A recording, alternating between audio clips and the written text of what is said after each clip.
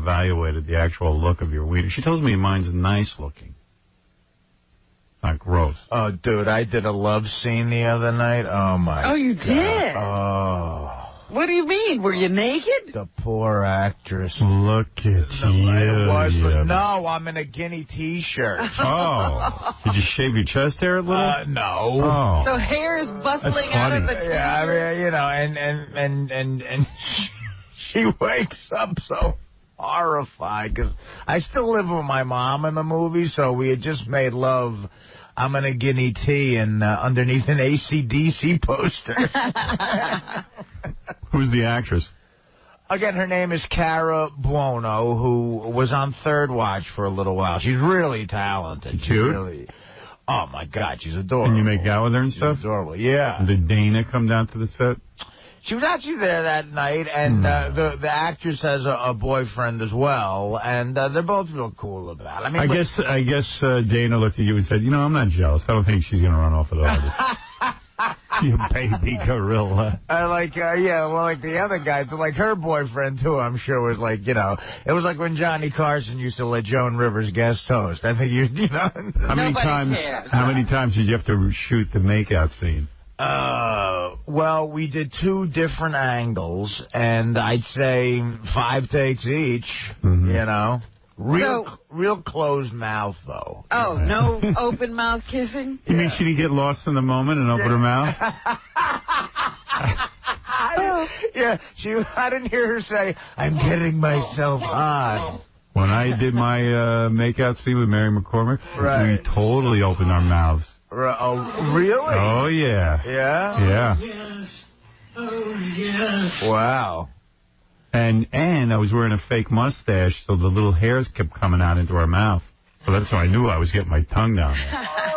At the end of the movie, The Bachelor, I have to kiss my wife, and it looked so horrible because neither one of us was into it. The director said, look, dip her.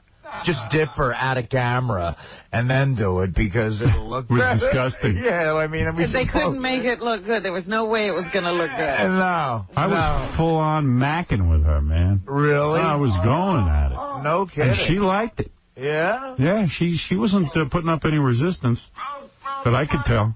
I go, are you offended? And she goes, no, I like it. Well, I said, you want it. You know, I was going to take her back to my trailer and do her, but I was married at the time.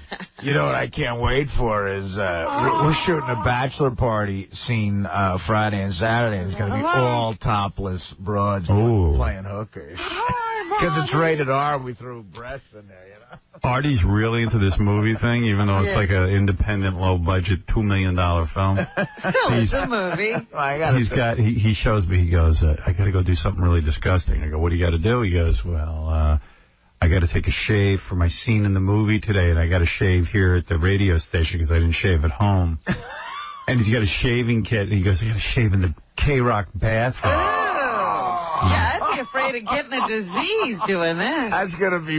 I just sent one of the interns for a Bic disposable and some Barbasol. Really? Dude, you got a thick beard, aren't you? Don't you need to, like, shower and get, like, some heat on you? I usually do that. It's going to be rough. I overslept today. I woke up at 5:20 today. I had to rush out the door, so I got to do it here.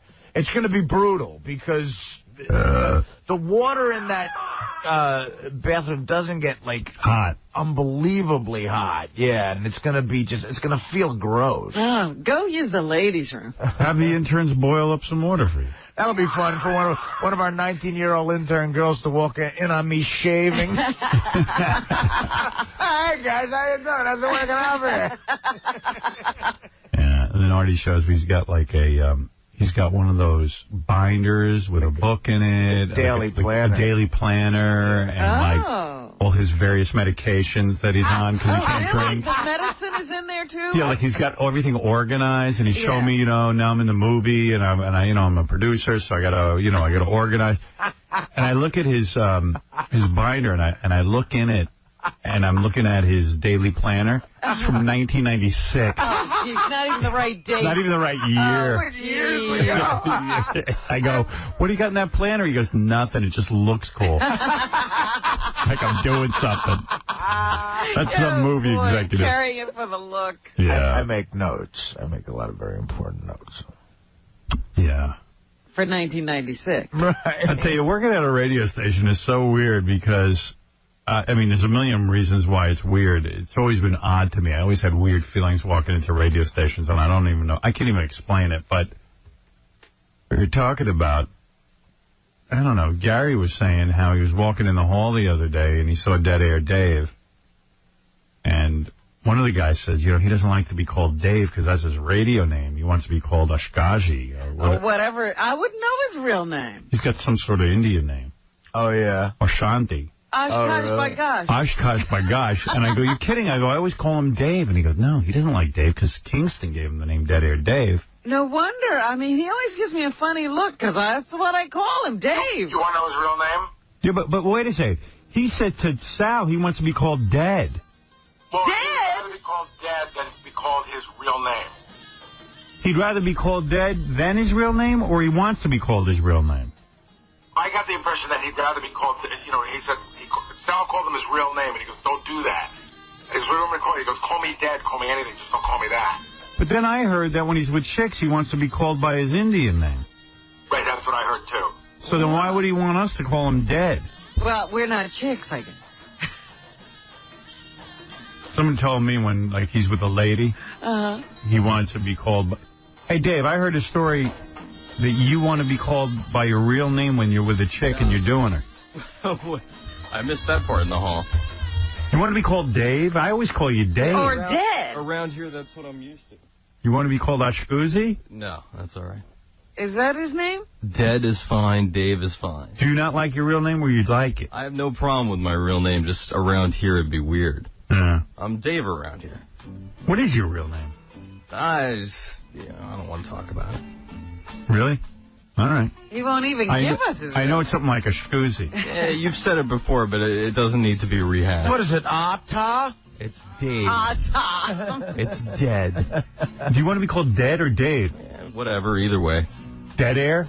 Dead Air. I have a big identity crisis. Yeah, you do. You know, that's what's weird about, like, I worked at NBC, and there was a guy, Johnny Dark. And there's like 20 Johnny Darks throughout the country at that point. And I called him Johnny. But I just realized now, talking about you, like, his name wasn't Johnny.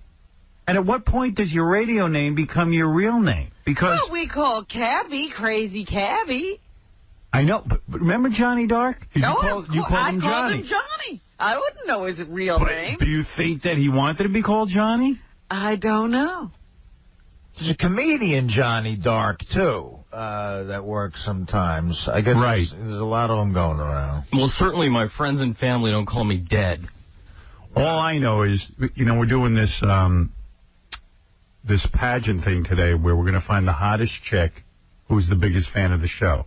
So one of the chicks who's playing claims that you had sex with her, and you wanted her to call you your Indian name. That's gotta be. Now, is that in the throes? That's gotta be a bunch of crap.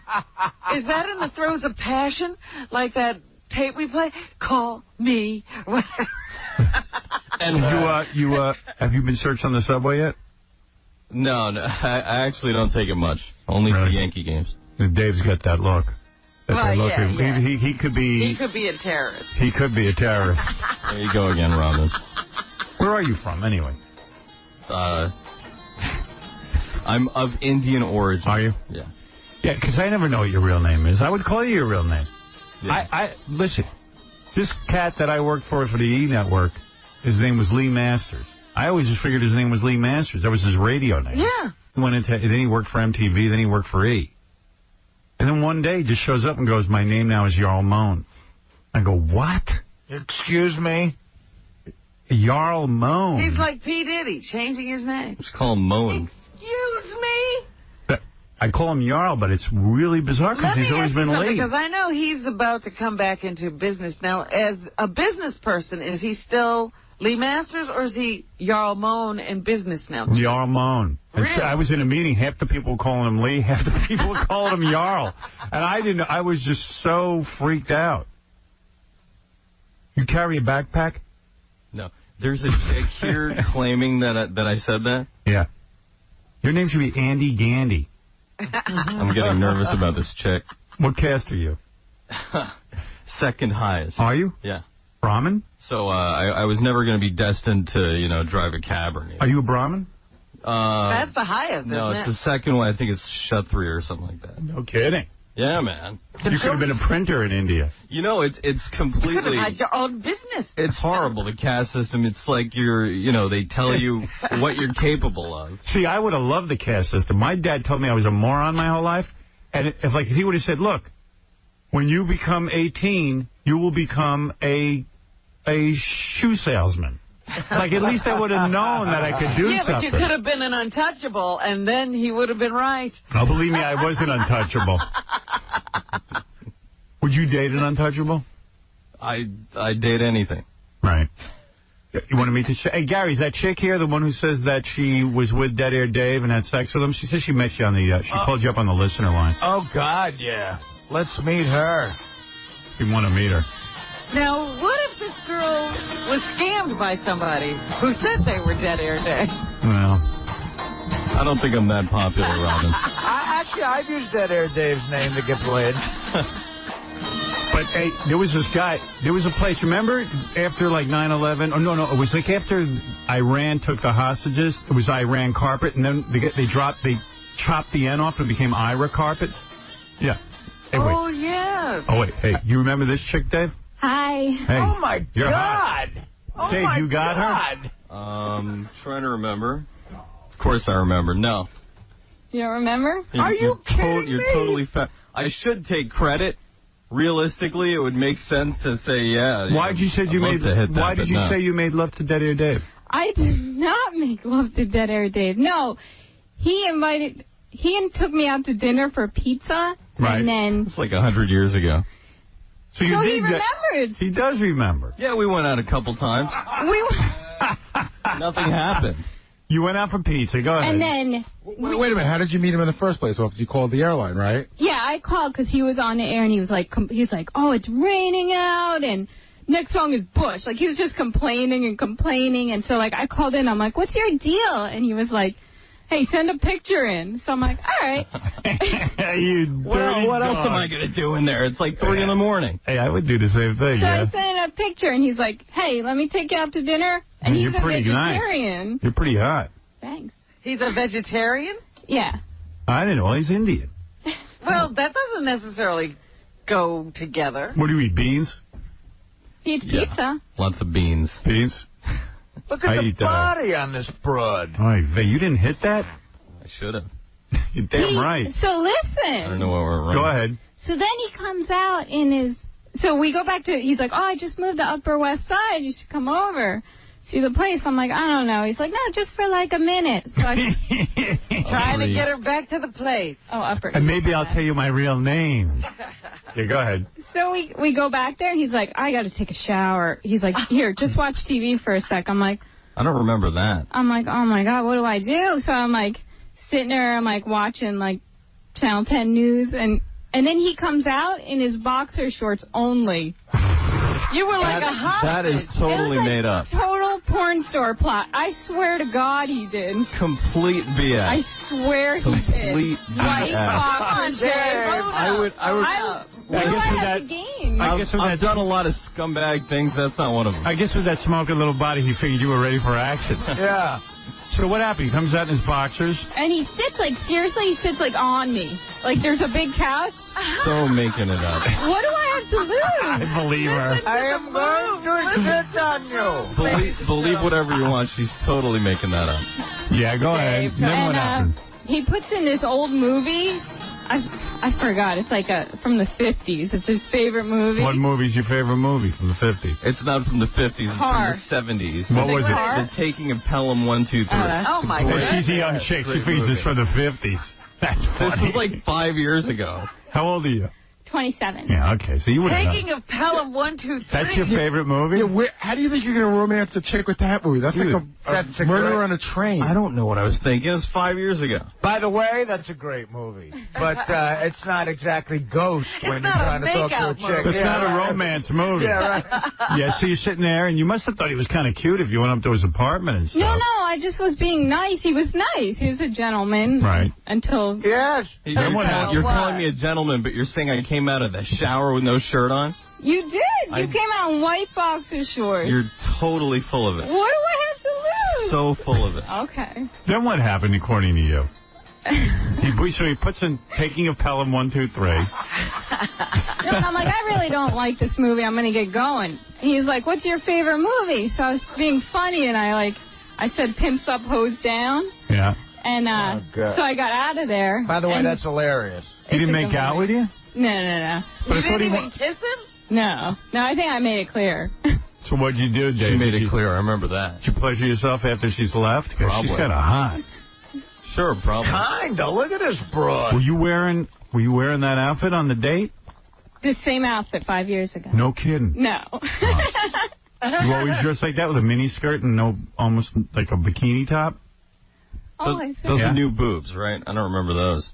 They're a little bit new. Wow, some bod. Listen, Taking of Pelham 1, 2, 3. Correct. You mean Dave slips into that voice at home? Well, yeah, I just like doing that to Now, girls. what is this this is about all him an act. wanting to be called by his Indian name? When did he I kept calling him Dave. Because he's Dead Air Dave. Right. Call me by my Indian name, Bang you a lot. So then when we were getting the pizza, he told me his real name. He told me a station manager made that name up. Right. He hates that name, Dead Air Dave. I hated it at first. Right. Would you like to hear me do a traffic report? So what happened? Then all of a sudden, Dead Air Dave said, okay, I'm going to reveal my real name to you? Yeah. He's like, he told me his name. That's when he was in his shorts and taking a shower. The big reveal. That's complete bull. It's admit that's bull. My real name is Doomy. My real name is Sheikh Al-Hasasi Dumi. I'm the Prince of Saudi Arabia. I'm the Sultan of Brunei. On your knees, bitch. You know what Artie's Indian name is? Dances with Jack Daniels. He's an American Indian. Bloated liver. So Dave's in his boxer shorts, and then he's sitting next to you on the couch, and he goes, look, some general manager, some operations manager gave me that name. No, he told me when we were eating pizza. He says, here's my real name. And did he make you call him the real name? I didn't want to mispronounce it, so I just didn't call him anything. Do you remember the real name? Yeah. Should I say it? Can she say it, Dave? Whatever. Go ahead. Is it a shook? Am I saying it right? I can't believe you actually remember, yeah. So she must be telling some truth. This is the truth. I'm not denying that we went out. She's more credible than you because you denied you ever saw her until she made you say it. I didn't deny No, it. as soon as you walked in, you go, I've never seen this girl in my life. That's not at all what I said, Gary. That's a lot what it was like. Well, I think No, you I should said, take her. I remember her. I think you should take her home and have sex with her, is what I think. I didn't deny anything, Gary. You're fabricating. I don't think that's open for discussion. Yeah, I don't think she's interested. Did you tell you're one step below a Brahmin? Maybe I should have. In the caste system, this guy would have had a major job. Wouldn't be some measly dish job. Yeah, I'm supposed to be doing something special. I'm in between a Brahmin and a roach. Well, you struck out with her, man. She's hot. Whatever. Look at his brajol. Who cares? And you say you went out with him twice? Well, then he called me. He was like, Cabby and I are going to see 𝗵𝗵 Mode. Want to come? I wasn't going with Cabby, was I? I remember going to 𝗵𝗵 Mode with you. And trying again to bang her, and it didn't work. But I want to see 𝗵𝗵 Mode. So. Come on over. You totally used him. You look like No, he was nice to talk You look to. like the Yiddish Suzanne Summers. Come on over. I'm showing another 𝗦𝗵cie𝘄𝗿𝗍 movie. Not the first time nor the last time I'll have been used for a concert ticket. So you went to 𝗵𝗵 Mode and you didn't give him anything? You didn't give him a kiss? Nothing? No. Bitch. But he bought the DVD set of Pimps Up, Hose Down. That's the last time I talked to him. It was funny. When you went to 𝗵𝗵 Mode, did you call him a shook or did you call him Dead Air Dave? I think I just didn't call him anything because I didn't want to mispronounce it. All right. His feelings. I liked it. You came out in your shorts and you took a nice shower and you said, look, you need to call me a shook. What, are you stripping now or something? No. What do you do for a living? I finance mobile homes. No kidding. So what's the deal with the boobs? What did you need those for mobile homes? Come on. Wanted them? She's sick hot, man. Oh, he's so angry at Turn around. Let me see your ass. Look at that. Look at you. Can you blame me for trying? No. Howard, she was just on her way to get in her bikini for the contest. All the girls have to be in bikinis. Oh, my bikini's smoking. You'll be getting over a 7 from me in terms of the evaluatory.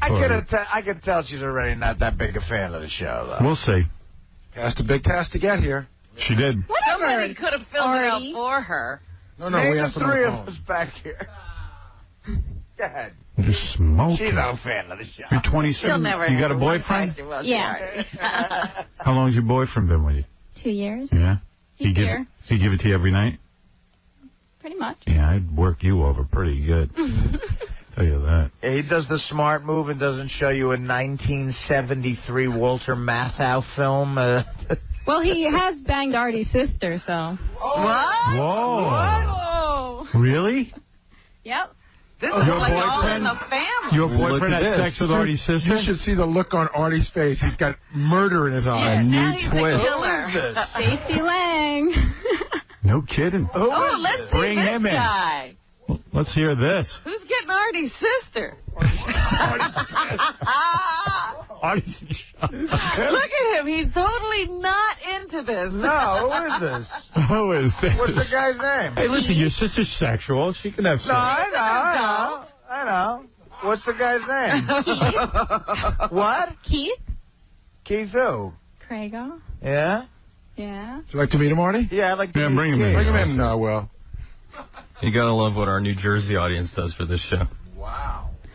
Artie, put down the vodka. You can't go back to drinking. This is not an excuse for falling off the wagon. Man. We put him all... Anyway, my point of getting into this story was that Dead Air Dave has one of those confusing situations where he has a real name and a radio name. And he doesn't know what to use. No. Here's Keith, Oh! This is Artie's the guy. brother-in-law. This is the man, Artie. Oh. How'd you get Artie's sister? I don't know. Where'd you meet her? She doesn't look like Artie. No, she's a good-looking girl. I met her. Does Artie remember me? No, I don't. You actually met this guy. Actually, a few weeks ago. You were drinking Jack. You were... What was this? So how'd I meet her? Yeah. In the town where she lives, Artie lives. Oh, yeah? And you hung out with Artie for a while? A couple times we hung out, yeah. Wait, you pick her up in a bar or something? Did I pick her up in a bar? They like to drink, that family. Why are you so mad? Howard, You don't know your sister has sex? No, I know. This isn't... I've hung with Artie. This is so his Achilles heel. I got to tell you. He's so mad. Yeah, he loves that sister. We were in Atlantic City like 4 years ago, the Cabby John fight, and one of the sales guys that works here knew Artie's sister just from hanging around. Uh-huh. And I joked that, Artie's sister went up to go to the bathroom and the guy left, and I joked that they went back to the room. Thought Artie was going to go nuts. So how come you didn't marry Artie's sister? What happened? What went How come I wrong? didn't marry her? What went wrong? I guess neither one were the marrying type. Yeah. You see, just went out a couple of times. You guys had some Few great times sex. hung out. Sex was good. Yeah, And then you went your separate ways. pretty much. Yeah. Yeah. How What many happened? times did you How many times? bed Did I Artie's what? sister? Did I what? Bed Artie's sister. Oh, bad Well, Artie's maybe that's sister. better left unsaid. Yeah, I don't. You know I'm what I not mean. here to Maybe say he's that. Let's not a not brag. kiss and tell kind of No. guy. But she was good, is what you're saying. She's very fun. Yeah. She's a nice girl, is what you said. She's a very nice girl. Right, Yeah, right. I wouldn't say You anything liked bad her. about You like She's her. very sweet. Yeah. Man, Artie is still... What's with you, Artie? not Why are you Look at moving. him. having a He's weird not reaction? even involved in the conversation. I had nothing to do with this. I know you had nothing to do with it. What do you want from me? Nothing. I don't want anything from you. Oh, God. What did I do? Guy went out with your sister. Big deal. You were having fun with his girlfriend. Yeah. Wait, what Artie's were you weird. saying? You're the one who asked to meet him, not me. I didn't know. Yeah, he said bring him in. No, he didn't. He did. There's nothing to be angry about. Well, yeah, what's the right? big deal? Yeah, you never misused or abused your sister. It was a nice relationship. You didn't rape her. No. He's not even trashing her. He's saying she was a good girl, nice girl. She's a very nice girl. I would never say anything No, bad about weird. Listen, my daughters go out with guys. I don't have that weird reaction. They're my daughters. Right. Right. Is he going to start drinking again? Wow. Wow. No, I ain't gonna start drinking. He might start killing. You might want to wait at Nobu during the show. What did he do? Yeah, what did I do? I don't know, but Artie looks very strange right now. Artie's got a thing with that sister and that mother. Yeah, it's a whole thing. They're a very tight family. They're a close family. Yeah. I guess you know. You hung out with Artie, though. Just, a couple times we were out with his sister. And Really? Yeah. And he doesn't even remember you. No. Well, maybe he was Drinking high. days. Yeah. He's probably wasted. Yeah. So you will go out with your sister and her dates? No. Oh. I don't do that. Okay. All right. Well, he probably happened to be at bars that, Oh, you just have to run into him. Are you for real? You're really mad My at this sister guy? doesn't like to drink, by the way. Oh. She's not a drinker. She drinks sometimes. She doesn't drink. She doesn't drink like me.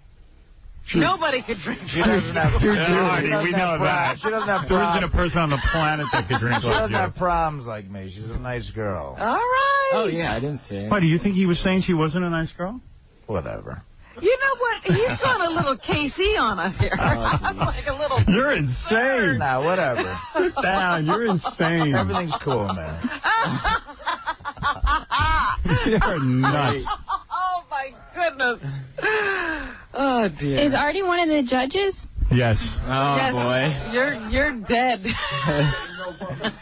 It's funny. He was loving her until this guy came in. Yeah. No, I wasn't. I know Dead Air Dave wasn't loving her. Yeah. Well, anyway, my point being, aside from Artie's drama, is that radio guys have these confusing names. Yes. Confusing lives. Yeah. Do you feel a little schizophrenic, like you don't know who this Dave guy is? Who? Oh, you're asking me? I'm asking Dave. Like, does he not relate to that name at all? No, it's all good. It's just, I mean, who wants to mix up names at work? Yeah. You know who I hear is changing his name for radio is Dan the Song Parody Man. What is he doing? He dropped I found out he was Jewish. He dropped the Jewish last name. It's something man, and he took I think it's like Goodman or something. No, it was Cooperman. And he became Cooper. Yeah. Oh, you're kidding. The Dead Air Dave story, I heard that boxer story so long ago, so that definitely was not. I heard you changed your whole name. Yeah, no, my name has always been Cooper, and I don't even know what my grandfather's real last name, but it was one of those Ellis Island deals where he gave him some crazy name, and they just wrote down Cooper. I thought, because I never knew you. The whole thing's just because Bob Levy is an alcoholic, so he used to always think my name was Cooper, even though I told him Cooperman, even though a million times I told him Cooper, but we always hung out and, getting wasted and stuff like that. He would just never remember my real name, so he's told a lot of people my name is Cooperman, even though we've known each other for years. All right, who cares? Listen. There you go. All right, Dan, thanks for clearing that up. All right, here's what we're going to do. We're going to take a break. Sit down, Artie. Hey, sit down, Artie. You're acting I'll do whatever I want. You're acting weird. You got anybody back there who's ever had sex with Artie's mom? As a matter of fact. That's really make his head spin.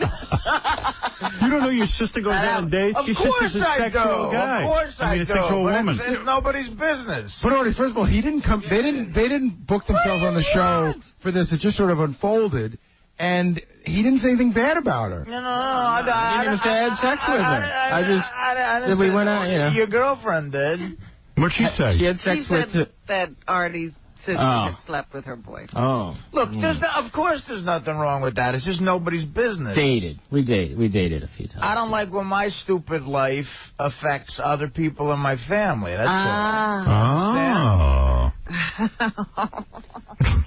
Well, he dated your sister. Jeez. Well, that's completely fine.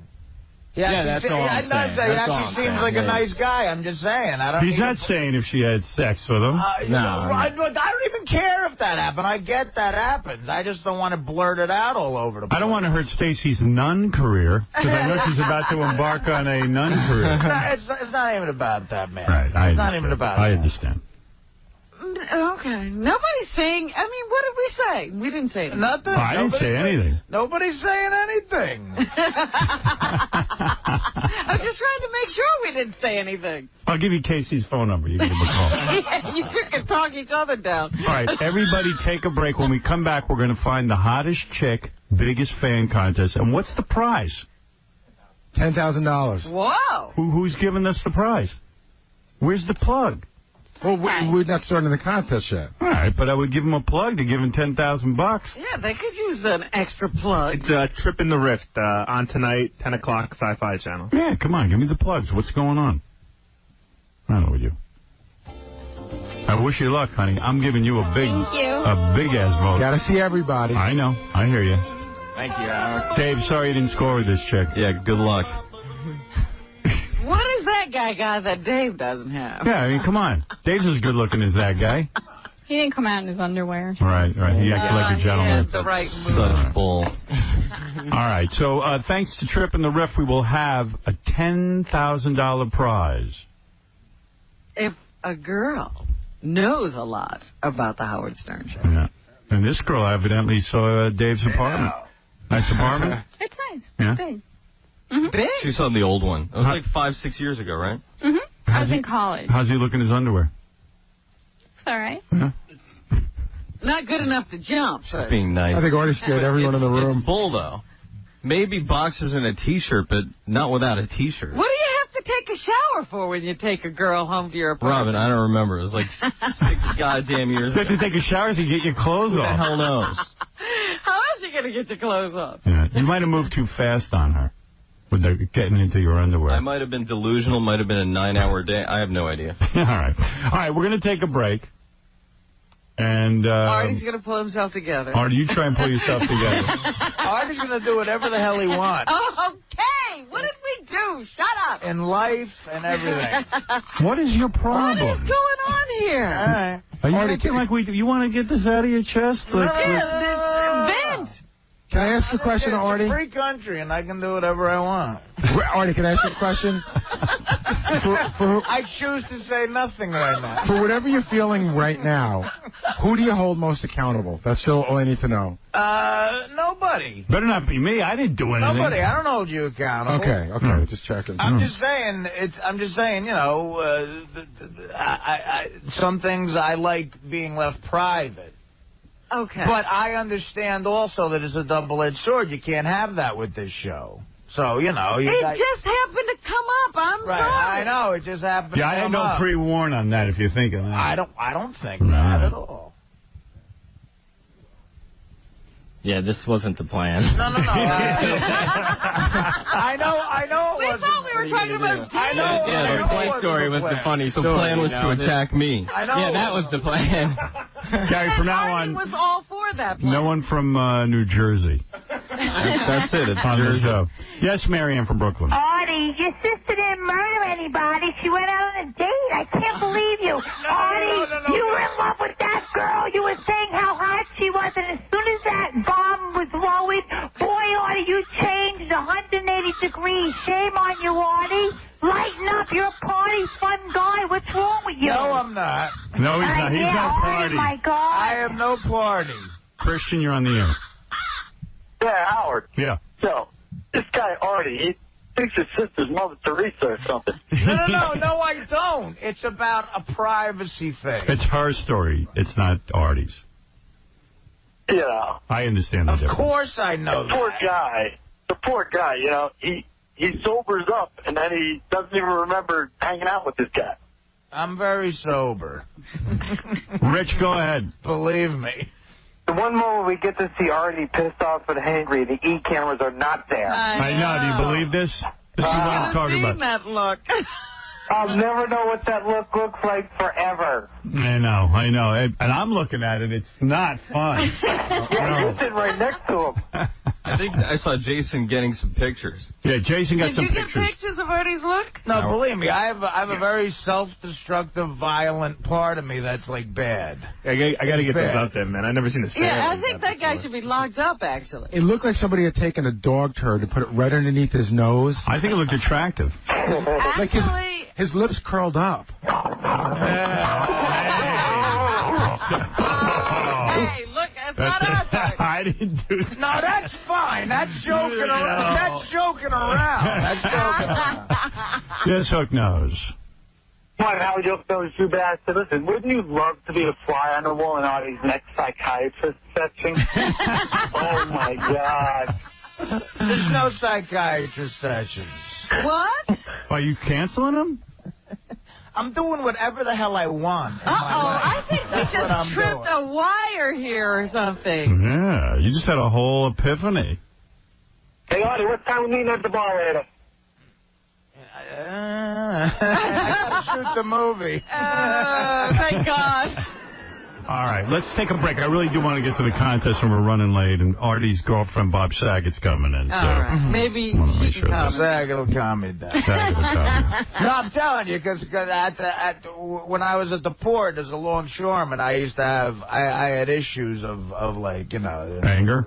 Well, you know. I can imagine. I looked at the look. I could see it. What was your issue? What would you do? You know, like I say, it had nothing to do with booze. I mean, you know, every once in a while, you throw a punch here and there, and you know, it's like, I mean, forget about it. Who are you going to punch, Fred? I'm not punching anybody anymore. Artie, I'm done with dealing with cops and punching. Were you the guy that you'd hang out, everybody would be having fun, he'd be telling jokes and everything, and then all of a sudden somebody tells a mother sister joke, and it's like Joe it's Pesci. not funny? I have no problem with jokes because I joke around. Right. I just don't want. You know, I love my sister. I know she goes out and has a good time and does whatever she wants to do, but this is my life. I understand that. You know what I mean? Like Artie's real sister, Stacy, you're on the air. Of course this is going to happen. Artie, you don't want to punch me, do you, Artie? I don't want to punch anybody. I didn't bring this up. I don't want to punch anybody. The problem is he doesn't want to know you. Choke, you're on the air. It's not even that. Hey, Artie, why you turn into such a big baby? Artie will do whatever Artie wants. That's right. I'm going to do whatever I want. But no more psychiatrist? She's an adult. No more psychiatrist? I'm just going to do whatever I want. Artie. Good Lord. What does this show do? I'm not going to see anybody to please anybody anymore. I'm just going to do what I want to do. I'm just asking you. Are you still seeing the shrink? Don't do it to please me. Every once in a while, I see him. Not as much anymore. Oh, you stopped. Wait a second. Who are you seeing him to please? Me? Yeah. Why me? Because you seem to want me to do it. I don't want you. Hey, I gave you the name of a shrink. I don't care if you ever go. That's not my business. That's your business. Right. You're thinking I want you to go see a shrink? Yeah, absolutely. No, I said to you, it helped me. Maybe this will help you, friend. Here's the name of a guy. And now you're what? Punishing Howard by not going? Because I said to you something. No, I'm not punishing anybody. I'm just doing whatever the hell I want to do. Wait a second. You said you were going to the shrink because of me? Absolutely. You're insane. Well, that we knew before. That's Dude, obvious. I said, Artie, I see a shrink and it helped me. If you want the name of one, I'll give you one. You said, yeah, give me the name of one. I really want to see one. And I gave you the name. It's not helping.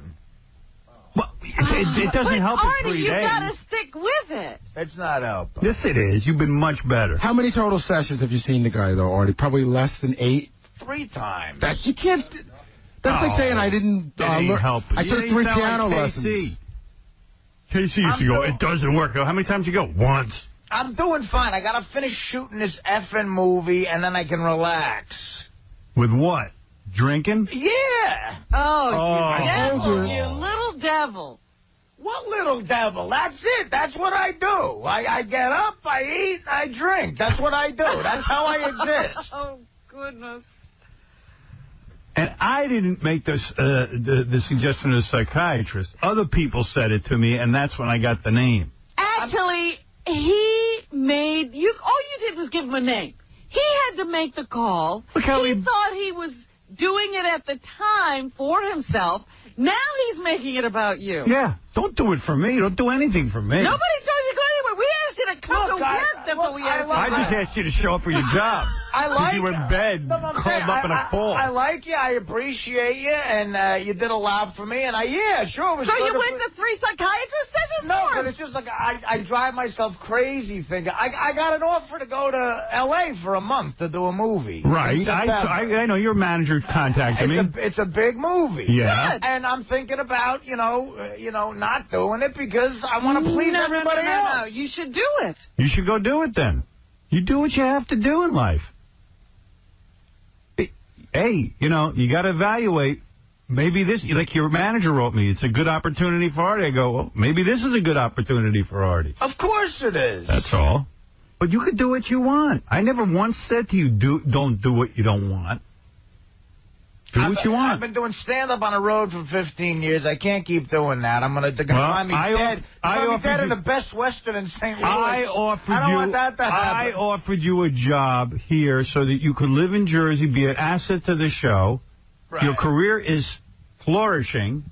You're doing well. You're getting your choice of projects, your DVDs and so on. Anybody who is associated with this show does well.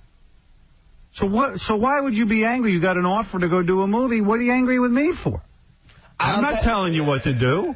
Well, right, but obviously you'd have an issue if I left. Do whatever you want. You do your thing, man. You got to make choices in life. You're a big boy. Everything. Don't blame me. Blame yourself. That's what you keep saying that's wrong. I'm not blaming you. Yes, you are. You're saying you're going to be disappointed in me. I'm not blaming you. I'm just, I'm mulling it over in my head, and it's driving me crazy. You got a great thing going on here. I mean, you got a great offer out in L.A. to do a movie. I saw the fellow cast members. I was like, wow, that's impressive. Well, there's movie stars in it, and it's a director who's got a lot going on. And I think you got to make a decision what you want to do in life. Listen, I get offered all kinds of things. Some of them I can do, some of them I can't. Right. You know what this is equivalent to, Artie? You Artie? don't like being in charge of your life. This is equivalent to having a TV show and getting offered James Bond, like Pierce Brosnan. He couldn't do James Bond then because he had a TV show. Or he could have done it and dropped the TV show. No, they wouldn't let him out of his contract. I'll make it easy. The deal I have here, I can do whatever I want. I never would hold you to do anything. Right. I'm that kind of guy. I got news for you. Anybody on this show, whether they know it or not, has that deal with me. You made it pretty damn clear that if I left for the 3 weeks, you were going to be aggravated. I made it clear because you were shooting in New York, and I knew when you came up to me and asked you asked for my opinion. Don't forget that. You shouldn't have asked for my opinion. I sort of said, you said to me, let's review. I'm going to tell you how you're being a little boy here. Okay, and you're not accepting responsibilities. You come up to me, Daddy, and say, Dad, I want to go. I don't think you're my daddy. Okay. You're not my father. But you treat me like I'm your father. My father ain't around anymore. You treat me like I'm your father. You're saying to me, hey, Dad, I don't want to be in this position. You're putting me in the position. Dad, what do you think it is? I got a job for a movie. Right. And I'm shooting in New York, and I got to leave for 3 weeks. I said, oh, why do you have to leave for 3 weeks if you're shooting in New York? Well, they can't figure out how to make a schedule. I said, well, I bet you they could. Bet you they could figure out how to make a schedule. It's up to you to say, listen, my job is important here, and I can do both, and it's a sacrifice.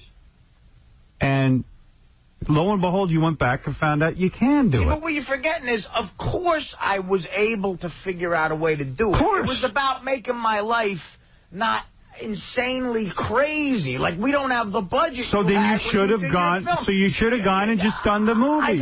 In between shots, I'm sleeping on a piece of plywood. I need, you know what I mean? Welcome to the real world. It would have been a lot easier to do the movie. So you should have done it. I said to you, you can do what you want. If you ask my opinion, I would do both.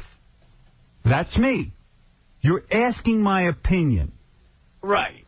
And it's just like this. I get offered a lot of stuff. Here's a funny thing. I get offered 5,000 things a day. Not only work-wise, but in my personal life. Right. Like, I'm with one woman, but I could also be with 50. But somewhere inside of me, I say no. Sometimes I say no to alcohol. Sometimes I say no to drugs. Sometimes I say I can limit myself. I'm able to say no. Something is bad for me. I'm not going to do it. And it's the same way you're going to have to limit yourself with whatever you do in life. You can't blame me. If you got an offer for a Hollywood movie, you got to say to yourself, okay, the Hollywood movie came. Maybe it came about because of the show. Maybe it didn't. Of course and then you it say did. to yourself, that's not the situation. They're asking me to be away for a month. You don't even have to ask my permission. That's our deal. You can go leave for a month. I realize that. You can leave for a year. I realize that. But, of course, you know, you have to know what's going on. And I would assume you'd comment on it. And when you commented on it the way you did... Wait a second. Did you come to me? Your manager writes Gary an email telling me you're going to be gone for a month. You want me to now comment on it? No. He wrote an email. They wrote an email to Gary. Artie got an offer. It would be really... This is a great opportunity. They want me to do it. I am thinking about it. So if it's a great opportunity for Artie, take it. This is a great opportunity, too. Weigh it out and do what you want. You're a big boy. It's the same way you said, I don't want to drink right now. You said no to yourself. Right. Now you got to decide. You got a lot of good things happening all at once. Don't ask me to make the decision. You make the decision. It's not about me. It's about you. The world is your oyster. I know what just happened here, because I was like, how did we get into this conversation? It's Lori's fault. You know what happened? Yeah. Artie's pissed that his sister's life got brought up on the show, and that's why he's saying, I'm now going to do whatever I want. Because I was making sacrifices for this show, but if this is how I'm going to be treated now, I'm going to do whatever I want. No, it's not about being... That's exactly he's mad at me. Happening. The girl You're goes, getting upset don't over be mad that. at me. What did I do? I don't feel like I'm being treated poorly here ever. But, Artie, why would this all of a sudden be coming up in this conversation? This is exactly what brought it up. It just led to this. And that's what led to it. Now you're pissed because... You're mad at me. All these guys get mad at me. I'm not mad at you. What did I do? Oh, well. Listen, I'm a fan of yours. I swear to God I'm not mad at you. I'm a fan of yours, right? I'm mad at the situation I'm in. All right, look. You're mad because someone's offering you a movie? Yeah, I don't know what the hell to do because, I mean, believe me, I know this business. I'm going to tell you a story. I'm going to tell you a story, it okay? It could fail, and then that's it. I'm going to tell you a story. I'll be working at a deli. I'm going to tell you a story, okay? Which I'd be good at, by the way. I'm going to tell you a story, Artie, and you take what you want out of it. All right, go ahead. A couple of months ago, a guy came to me. He's a very famous director-writer of movies. Right. And he sent me a script.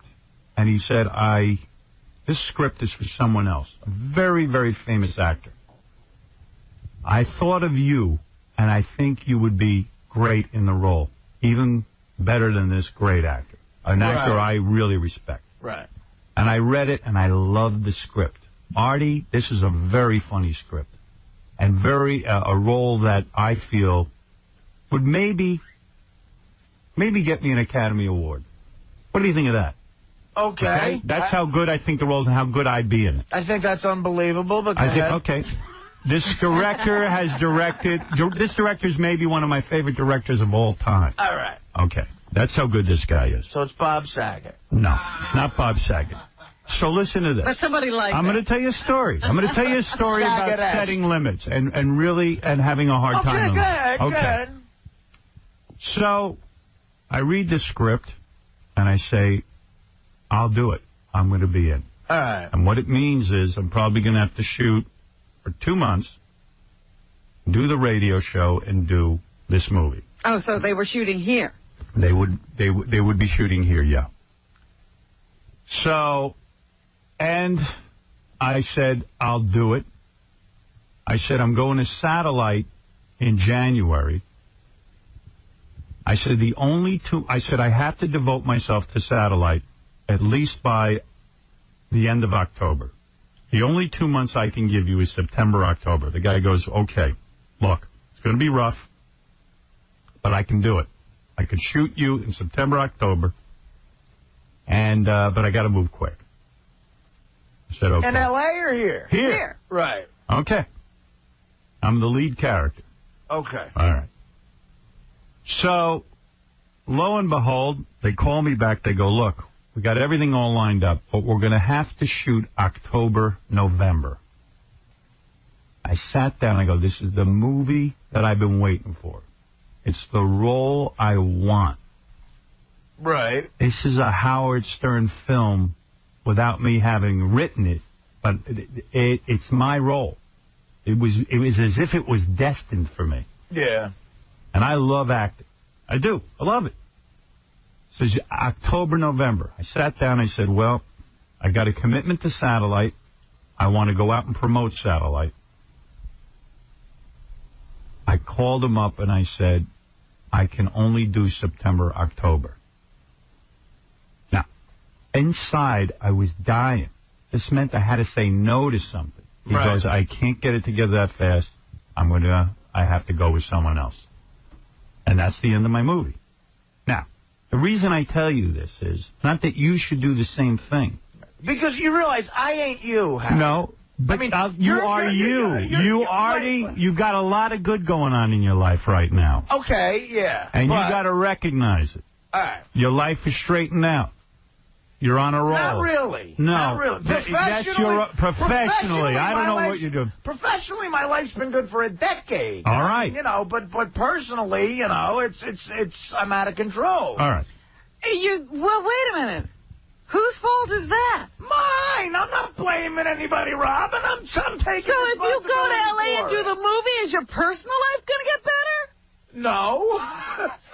It's going to get worse. No. I don't understand how he brings that up. He says he goes to L.A. and he goes insane. Let me ask you something. Here's what I worry about, because me and you have sort of become friendly, too, right? Yeah. Okay? On a certain level, we're friends. I mean, it's not like, you know... No, you're my friend. Go ahead, You know. Well, I love you. I love you, too, but I consider... You're a pleasure to work with. We have more of a business relationship than friends. Whatever. If you call this business, this is hardly a business to me. But go ahead, yeah. I sit and talk to you for 4 hours a day. We actually make a living doing What do you want to say?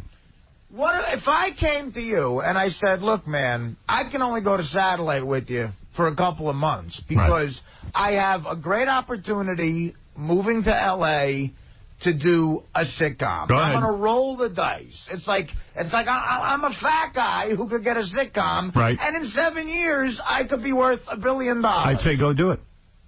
Do whatever you want. I told you that. What do you think went on with your contracted satellite? But what went on with your contracted satellite? I didn't want to. I said to you, don't even sign a or do it for a year. Do it for whatever you want. I don't care. But he has a corollary. What were you going to say after that? Would you still be friends? Is that what you were going to say?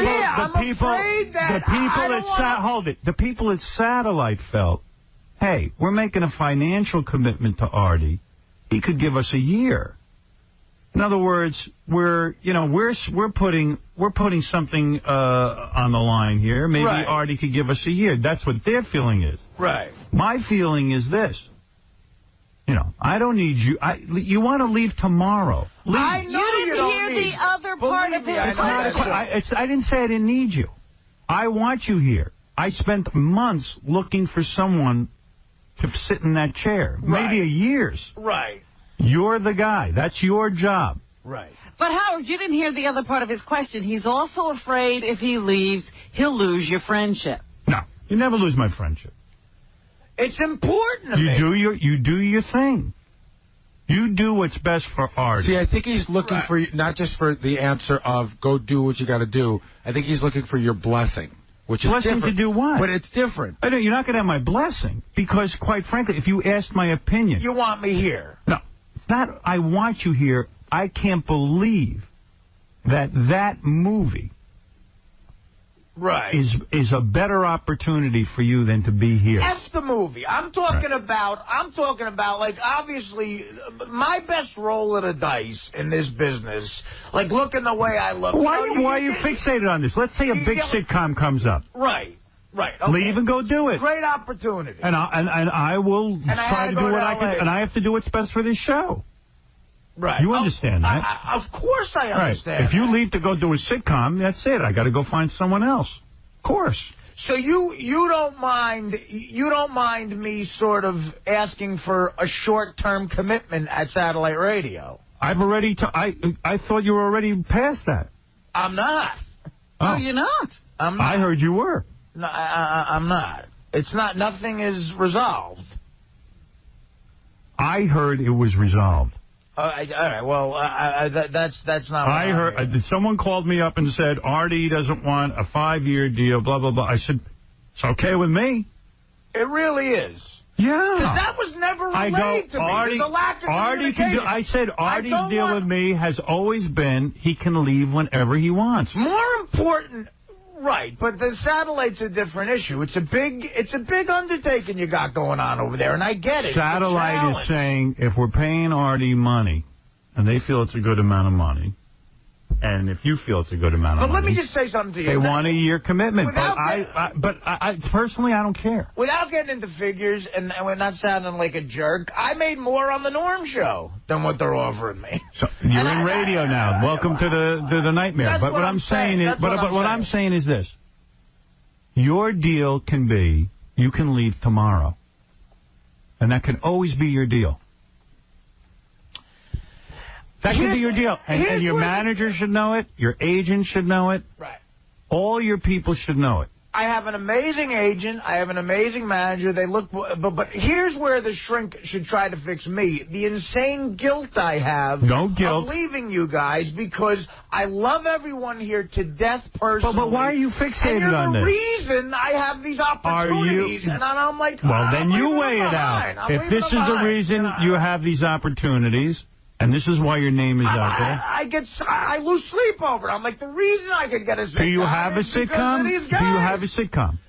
There's several opportunities that I've turned down in the last year. I'll tell you a story. I'll tell you a story. Right. Jay Thomas had a really good radio career. He was here at 99X in New York. Right.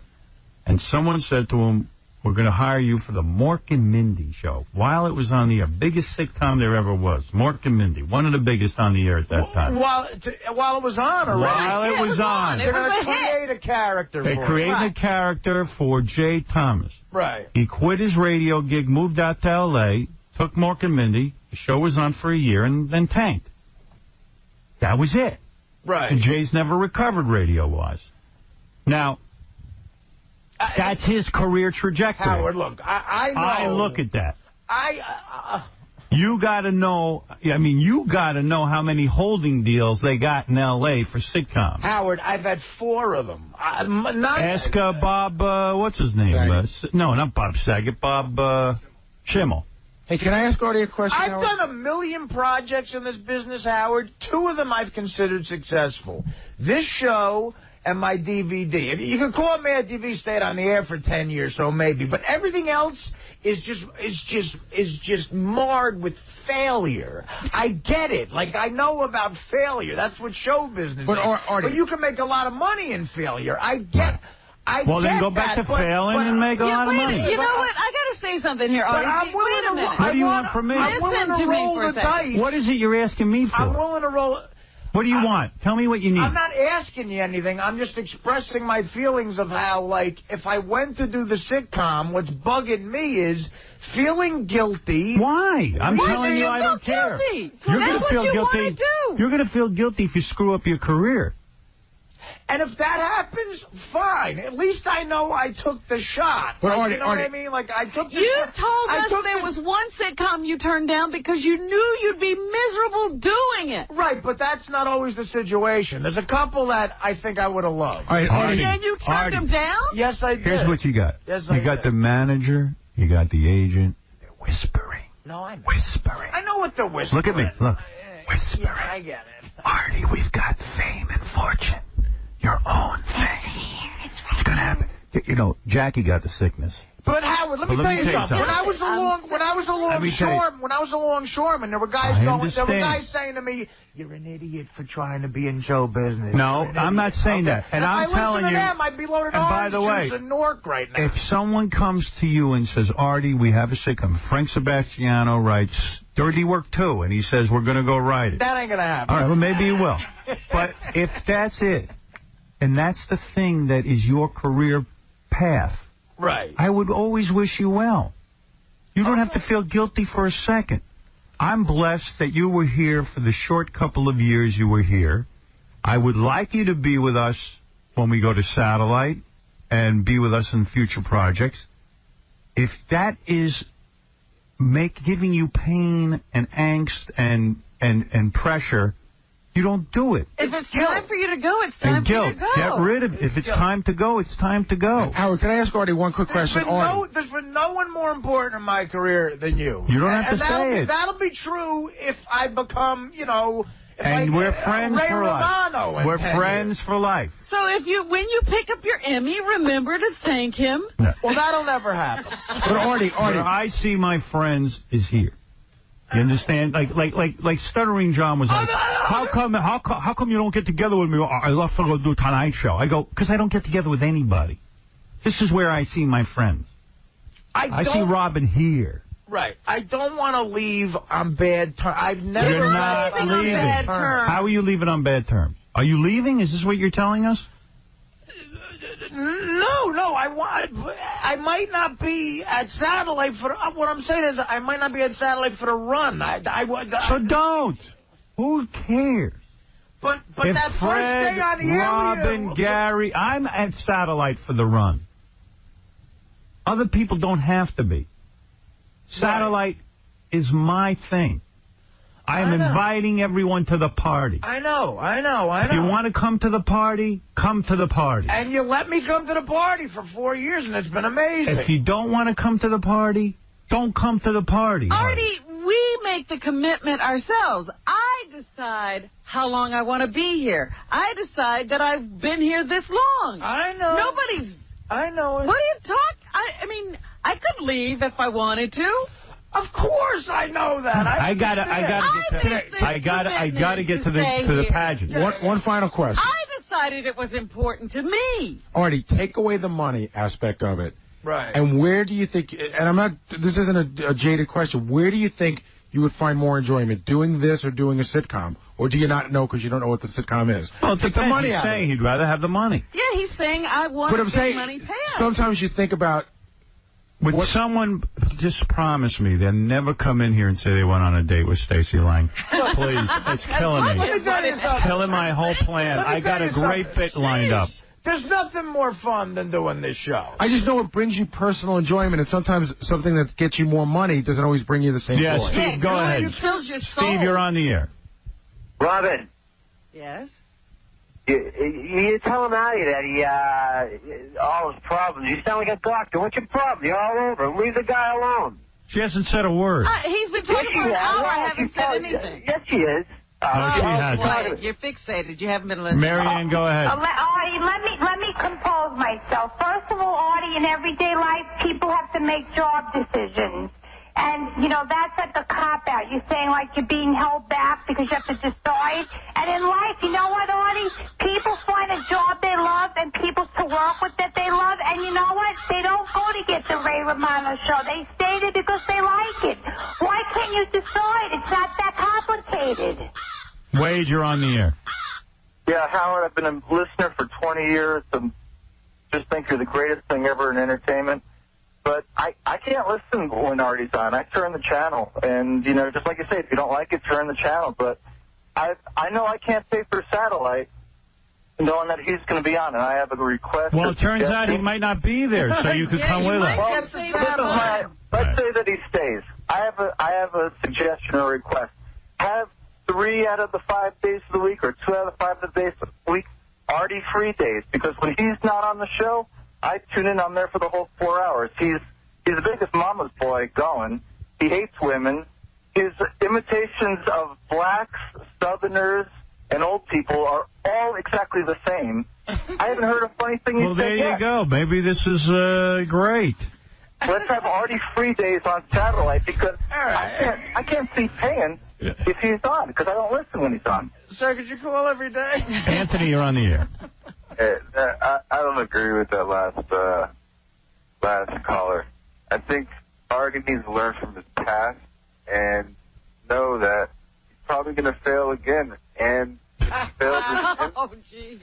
I remember when Artie came here, he kept talking to me about he was a loser, a failure. He's going to ruin this show because everything he touches gets ruined.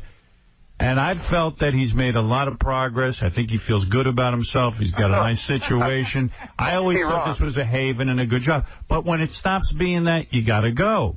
Yeah, don't get me wrong. Like, Artie's a great guy, and I love him in the show. But I think if he does this and he fails, he's just going to drink himself to death because he won't even have a job with you anymore. I'm not leaving here some big, acting like some big shot saying I'm definitely going to go do this. Of course I know I can maybe fail. you had enough of this. Of course I know Frank, go ahead. Fail. You're on the air.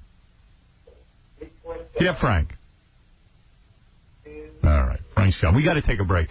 Look, Artie, I wish you luck with your decision. Don't bother me about it. You do what you have to do. I don't bother you about stuff. Don't ask me. You do what you have to do. You decide what to do. I'm not Big Daddy here. This is just a work opportunity that is provided to a few lucky people. You're right. That's it. Scott, you're on the air. Hey, I got to tell you, Howard, this is the most real radio that I've ever heard. I'm calling from Portland, Oregon. It's, God knows what time it is right now. It woke me up from... I think that's a poor choice of words because I think Lisa's being very upfront about what she's doing. I don't think there's any scam involved. Well, you know what? We should get Jason down here because he said that he feels like she's scamming people big time. But she's being very upfront about. I mean, I don't think anybody who pays can't walk away surprised with what they're getting. What were you going to say, Benji? Well, would it matter? As I said before, I don't think there's anything wrong, and I think Lisa could say she's putting on an event in a different kind of way, but she's still putting on an event. I don't think there's anything wrong with that, except I felt she was being very hypocritical towards when she was criticizing me. But would you guys say it's any different if, let's say, this cupcake place hired her for an appearance and they paid her? I think that's different because you're not taking money from the listeners. Right. That's a huge difference right there. In other words, the cupcake place paid her. She goes there. Listeners can come for free and meet Lisa.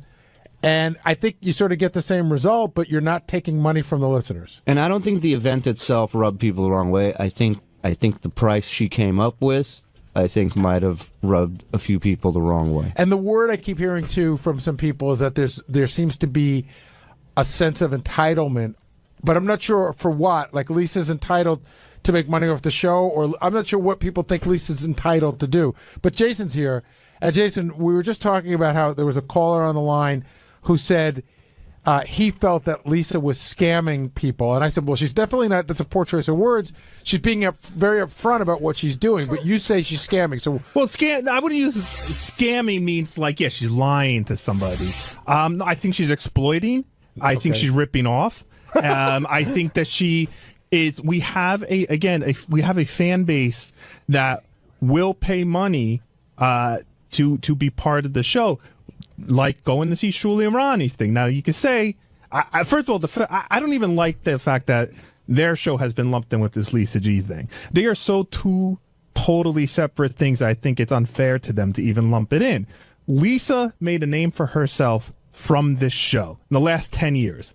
5 years on this show. 7 years. 7 years. But on Lisa, this show. But Lisa will tell you that she was been in New York radio for 23 years before this. Yes, but she is not going on other radio shows to promote this. She's promoting Lisa G, as far as I know, from the Howard Stern show, to go and sit and pay money and see her. To me, that is using the goodwill that Howard has built up with the fan base and is exploiting that. And Howard, who is our boss, can put his name on anything and sell it and make money on it. Stephen King could put his name on any piece of crap book and sell it and make money off it. But they have integrity, and they care more about their fans than Lisa does. So why is this getting under your skin so much, Jace? Because you were like fuming back Because there. I know this is gonna sound corny, but I love our fans. Like I really do. I was one of them, and I know how easy it is if you wanted to. Will and I don't know if we have the same draw as Lisa, but Will and I can go out and do this too. We could say, hey, come spend $100 and hang out with me and Will. We're not doing anything. We're just hanging out. I personally think it's disgusting to do something like that. You and Will? I don't want to speak for you, Will. Actually, I'll be at Belmont on Saturday. If you want to buy me 3 beers, I'm more than open to that. I think I think she hasn't earned the right to do what she's doing. I think that she's doing something that, despite people comparing it to the block party and other events, that isn't even in the same league as those things. And quite frankly, I'm surprised by a lot of what Howard's let go over the years compared to where he was 10, 15 years ago. Chuck, you're on the wrap-up show. How's it going, John? Hey, Chuck, it's JD's dad. Chuck, who wants to chime in? Well, is this about the Facebook thing, or is this about the Lisa G thing? He wants the exact address to Facebook. I won't stay on too long. First, I enjoyed your show on the fast food mania thing the other day. That was great. Thank you. Thanks for. I appreciate someone in the Harmeyer family watching the show. Thank you. I haven't been able to listen too much to the show, but I wanted to let everybody know that this Friday night I'm going to be at the Fridays in Westchester, and for $50 you can get whatever appetizer you want, and we'll tweet. Hey, Chuck, if I come to you, can I look at like JD's like grammar school pictures and stuff? Can you bring all that crap? Sure. Some of his report cards. It's going to be the eat and tweet. And Chuck, I'm taking from your comments that you think what Lisa's doing isn't right. I think it's hilarious. That anybody would actually pay, but guys, the event's going to be make some money out of it. More power to her. But so how about the argument that, hey, Lisa's really up front with what she's doing. She's saying exactly what it is. I mean, why do you think somebody's being taken advantage of in the sense that they don't? Somebody says, hey, I want to meet Lisa G. I'm willing to pay that kind of money. You're taking advantages of people's passion to this show that she had, of course, a part of in it because she works here and contributes to the show. But this isn't this is. But you're not going to meet. You're not going to meet Howard. That's a given. But someone could think that there's one person closer to Howard, and it doesn't somehow matter. They'll work themselves in. You've been with the show since the very beginning. Again, I just remember, and I'm a crazy fan. I admit it. I was a crazy fan, just like half the people who have been hired here. And I would have paid untold amount of money to meet you or to meet. Or I would have waited in line, or got excited to meet High Pitch Eric. And yes, at the end of the day, there's really no one to blame but the person partying with their money who chooses to go to this thing. But she is putting the minimal amount of effort into it. Like even what you were describing to Chuck's dad, if he brought pictures of JD, that's already providing more content than Lisa G is providing. And the report card's an extra. Steve and I were joking the other day, maybe we should sell tickets to us arguing about TV shows. We argue about TV shows all the time. Again, that's still providing more content than what Lisa G appears to be providing at this stupid thing where she is telling our fans, asking our fans to pay money to meet me. She's being very upfront. 10% of the net is going to charity, and that's very generous of her. But I just think it's exploitative. I think it's as exploitative as if Howard started putting out junk with his name on it. Chuck, I gotta let you go because there's a bunch of people on the horn. Anything else you want to say? Give me the horn. Give me the horn. I enjoy the show. Have a good day. Thanks, Chuck. Go check out the Pirates take on the Reds. Ralph Cirella, you're on the wrap-up show. Hey, now. Hi, Ralphie. This is all very muddy. I mean, if you're allowed for one, you have to allow for all. I mean, whether it's money for a cupcake or money to see a train wreck, it's what people want to pay. And I don't see why Lisa is being, who's Jason to decide what her appearing somewhere is worth to somebody. Well, Ralph, the reason why this whole thing started is because Howard says it bothers him and he doesn't know why. So you're pretty close to Howard. Why do you think it bothers him? Well, listen, I know what Jason's saying in the sense of like, hey, she's not doing much. She's just coming there and showing up. But you know what? That's what an evening with Bill Cosby. Bill Cosby just shows up. Maybe people want to go there for Lisa's personality. Maybe she's going to give recipes. I don't know what the fuck she's going to do there, but I don't know how that's any different than the block party. But you don't know how that's different than the block party. Hold on. No, I don't. We'll explain that in a second. But all that being said, Ralph, Gary's question is a good one. Like, why does this get under Howard's skin versus the block party, versus the TV shows, versus Benji's song, Bill versus Cosby. all the other stuff? Why do you think this is irking Howard? Because this isn't, but maybe because the block party is such a train wreck that it provides content on the show. Ronnie goes out there and acts like an idiot, and then you've got tape of it, and Howard TV is filming it, and it provides content for the Howard Stern show. But I think it just sends signals to you can't allow one and not allow the other. Well, like, who are you guys to sit there and decide? Like, okay, well, first of all, we don't. That's Howard okay. does. Yeah, but Ralph, wouldn't you agree that? And I was going to get into this a little bit, but you brought it up. Wouldn't you say on this show there's different rules for different people? Absolutely, yeah. So then when you say you have to allow for one, you have to allow for another, really, Howard's running a monarchy. He has to allow for whatever he wants. Yeah, I mean, Artie used to get away with crap that none of us could get away with. That's right. And because he was Artie. Yeah, and that worked out really well. Well, I'm just saying that's what happens under that. Anybody could do whatever anybody wants rules. What Artie was allowed to get away with business-wise had nothing to do with what happened No, here. he got away with a ton of stuff here that we got. If I slept in the office as much as he slept on the air, I don't think I would have been treated with the same kid gloves. Absolutely, because you're not as funny as Artie. No, I'm not. Right. The people are treated differently here. Yeah. And that just doesn't work well. It just sends out a bad message to everybody. But again, I fundamentally disagree with you. I think Ronnie's block party does skirt the line of what Howard used to be angry about in the day when John and Gary tried to go out to do stuff and Howard didn't want it to become the traveling Howard Stern show. And I do think it comes up against that line. But at the end of the day, they're promoting their comedy show. People are buying tickets to their comedy show. I don't know. To me, it's completely different than having a lovely chat with coffee. I will agree that it's different. I don't know if it's completely different. I mean, I think what bothers Ralph, you is Lisa's looking for a way to make money. Ralph, would you buy a ticket to just see JD and Ronnie but no comedy? I wouldn't even do that. Me, Gary. Last question: is Howard going to put an end to all this stuff? It's getting to be rubbing up against that area. Hard to say. On Wednesday's wrap-up show, there was a lot of talk about Sal, shockingly, screwing up a game again. And this is one of those situations where Sal doesn't think he's wrong, is told that he's wrong, and then realizes that he's wrong and tries to explain himself, which he can't do. So we heard Sal tell the story about how it was unfair of Howard to call him a sucker.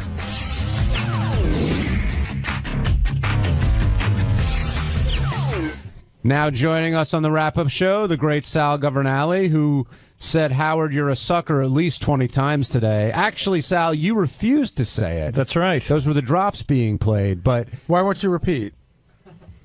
Why wouldn't I say it? Yeah, repeat after Howard. Because I wouldn't. It wasn't true.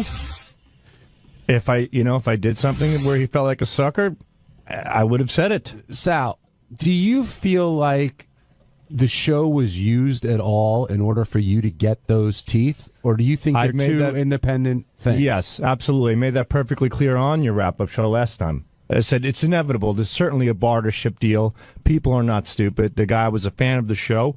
And I certainly got a break because he was a fan, which is understandable. But we discussed it wasn't a break. Right, then the break comes back and bites you on the ass. Nothing is ever really a break. There's a price to be paid, whether it's monetarily or getting the shit kicked out of you by Howard Stern. There's a price to pay, and I've learned it the hard way. Sal and I talked a little bit today. I was explaining that some of the money was for the actual physical things needed to do this, and the rest of the money was free. Yeah. So Sal didn't really get a break. He really got the dental work for free. Right. And I explained to him that, as Sal said, nobody gives you something for free for nothing. They're always looking for something. Let me take a step back on this. Sal, do you feel you were unfairly blamed for the problems with the Bigfoot game? Because that's how this all started. At first, I thought I was. But listen, I'm the one who created the game. The glitch was there. Guilty as charged. But you said you double-checked it. What did you mean by that? I double check all my work. In this particular case, and I don't know why. I don't know why I do these things, but I always give my... That seems to be the mantra this week. I heard Tim saying that earlier in the week. It's almost like, how people have a guardian angel? I have like a guardian bully. When I'm going... A black cloud? Yeah, when I'm going in the right direction, somebody's kicking me in the balls, just throwing my mind off a little bit, because I always give my CDs to Scott to double check. And like when Howard asked me, did Scott double check this one? I said no. And that's when it hit me. I'm like, he didn't double check this one. I did, but inevitably it was a screw up on my part. It's always better to give your stuff to Scott, because then when it screws up, you could blame Scott. Right. What happened was there was a glitch. You saw it. Then you went back and saw that there was a track there. But what we figured out is that Bigfoot's answer was so short. Right? Mm-hmm. Like it didn't register as a track. It was a track, but it just goes from one track to the next so quickly, which Richard knew, and he said, Sal just sort of forgot you got to add a little time. And by the way, yes, to say something nice about Scott Salem, that's the kind of crap he really catches. Right. Like, I gave him all the impression stuff, and he called me, and he's like, wow, the levels on this are really off on one of them, and we listened to it, and I'm like, good call, and he fixed it, and, that's... And that was my mistake. So I took back that game and double checked that one, and I had Scott check it. As a matter of fact, I went to Gary today and I said, Gary, give me all the games back. So I'm going through every single game right now as well. There was a great moment though where the game fucked up, so I just start yelling, Sal, to just see where he is. Sal was on his way in, but Howard did play the answer, but Sal didn't realize there was a fuck-up. So Sal starts yelling at me, you owe me a fucking apology, asshole. Fuck you. Wait, can I just say, because I have my headphones on, you guys went from 0 to 1,000 the second Howard said that this isn't working. There's a reason why. Before, you guys were yelling so loud at each other that you couldn't hear Howard screaming about who do I have to blame, and I didn't know what was you came out with like it was definitely like a sibling moment. What happened was I just yelled Sal as loud as I could to see where he was. I was coming around the bend. I was by the Howard TV room. I saw what happened. I'm like, whoa! Came around the bend, and Gary goes, Sal, where the fuck are you? What's going on? I go, Gary, and then I heard, as I was coming, I heard Howard fix, and I heard the track come through. I'm like, all right, it was a Howard issue, with the CD player. I go, Howard just fixed it, Gary. How about an apology? So Gary looks at me and goes, fuck you. Yeah, that's what I started hearing everything. So then Gary sits in his office. I go, how about an apology for that? And Gary goes, go fix your teeth, asshole. I go fix your fucking teeth. And all of a sudden, wait a minute, Sal, Howard wants you. It is fucked up. I'm like, oh, God, no. All I hear over my head. So this whole argument was going on over attitudes, and in the end, I was called into the studio thinking I was victorious, and boom. But what you didn't realize when you were in the studio, you still didn't realize you were wrong. You didn't realize you were wrong, and Gary is screaming. Yeah. He's deflecting. He's deflecting. And I mean, you were charged up, Gary. Oh, yeah. Well, yeah, he was trying to make it go somewhere else, but you didn't realize you were wrong. So you were, no, Howard, I don't know what you're wrong. Yeah. And then I was sitting there going, oh, my God, Sal's really digging the hole deeper because he doesn't know he's wrong yet. Yeah.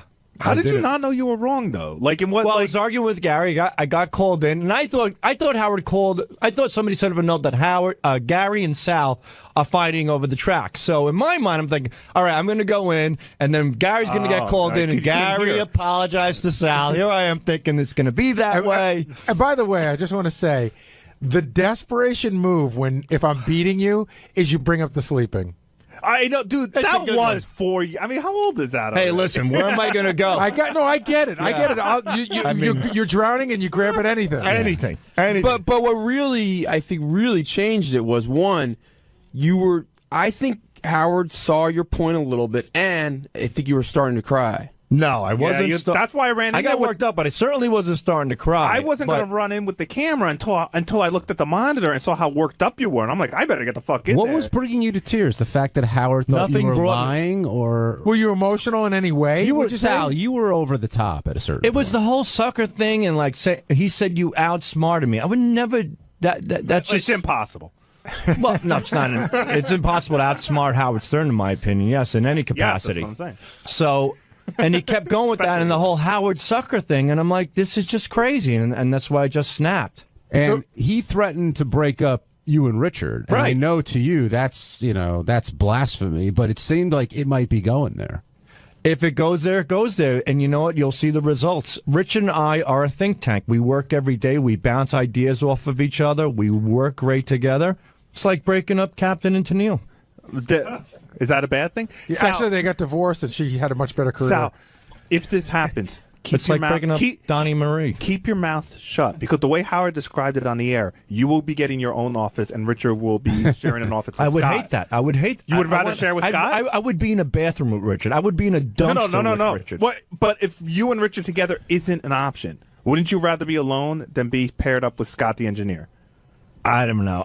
My brain can't even go there. That's like saying you're separating a child from me. I'm not kidding. Are you ready for a grown man? Are you ready for a world, say in 3.5 years, where the show ends and everybody has to go out and do their own thing? Are you and Richard going out as a team, or are you going to go out and do your own thing? It all depends. If we want it, right now we're planning as a team, but we also can do our own thing as well. Let me tell you something from experience. If you're a team, one of you end up stabbing each other in the back. It's just what happens when two guys at work team up on something. And live together. I don't know about that.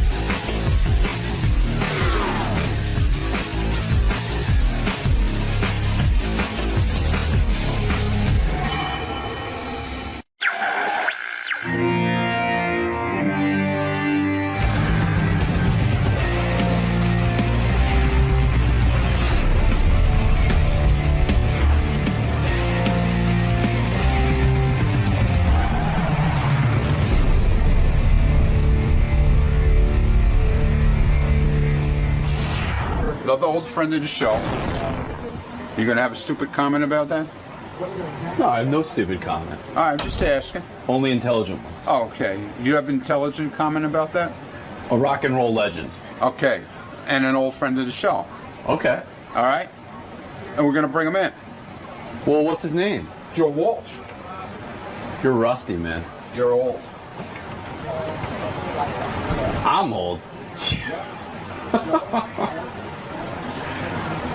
Says the guy in the tinted glasses. Mr. Joe Walsh, welcome back, sir. Thank you. How you doing? Good. How about yourself? Pretty good. Got a new album out? Got a new album out. Analog Man. One of the rare times I didn't stay up all night to come into the show. So you're feeling fresh. Slept. That should impress Howard. Right here, sir. Okay. There we go. So you're feeling fresh. You're raring to go today. I'm fresh and I'm ready to go. I hope he is. Oh, absolutely. Because I bet he's really nervous right now. You guys are old friends. You guys have been... We're old friends from golly. I don't want to figure out how old. But the new album's called Analog Man? Analog Man. First album in 20 years. All right. We'll see you in the studio. Okay. Good to be here. He looks good. Like his skin is good. But I'm saying for a guy who's been through what he's been through. Right. It's pretty amazing. He looks great. It's almost unfair. He looks like, really... I would have done all that too. That's right. He looks really healthy. Yeah, like he works out, I think. But I mean, he had a long time of, fucking up his body. Analog Man is his first solo album in 20 years. He says his wife is the one that got him back in the studio. It's Ringo Starr's sister-in-law, by the way, his wife of 3 years. Yeah, isn't that weird? Yeah. He sounds very happy, he's healthy, he's sober, he loves his new wife, everything's great. Do you almost think musically, like Joe's in his own sort of genre, like, I was thinking about this, that just to discuss a little bit, like,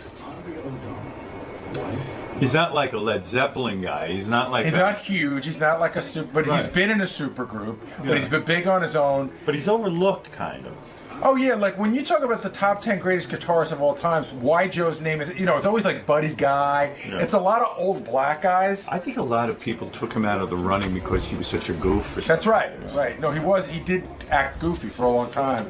Sorry, go ahead. He talks about how he talks to Ringo Starr for advice. He's very unaffected by his fame. Stevie Nicks, clearly sounds like she's still in love with him. She says that they broke up because they both had heavy cocaine addictions. But basically says he was the love of her life, and he's the only man she'll ever really love. Something like that. It was pretty quiet. I mean, I heard it. I knew about the Don Henley thing, but I never knew about her and Joe. Joe, come on in. Joe Walsh from the legendary Eagles, of course. Look at you. Gary's salivating over here. You look good, my man. Take a seat. Hi, how are you? He looks real good. Good to see you. Yeah, he does look good. You look good. Are you amazed?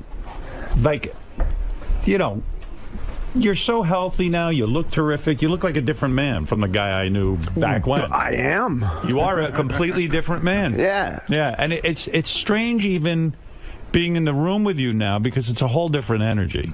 I never That's because I didn't stay up all night. Well, I never knew the Joe I was going to get. Yeah. Do you ever go back and look at your old appearances, whether it's on this show or wherever you were, where you were really completely fucked up and you were drinking? I don't even know back then. Were you just drinking or were you coking and heroin and whatever you had? Really? It was what I did. Right. Till you were out, and then I left. Did you ever figure out, to be serious, did you ever figure out what it was that kind of made you crazy enough to want to destroy your body and destroy your mind? There had to be something really behind that, right? Well, being an alcoholic. No, but I'm saying there's a reason one becomes an alcoholic, don't you think? Or do you think it's just a disease that randomly hits somebody? I always think there's some psychological basis that your father was maybe it goes back to your parents.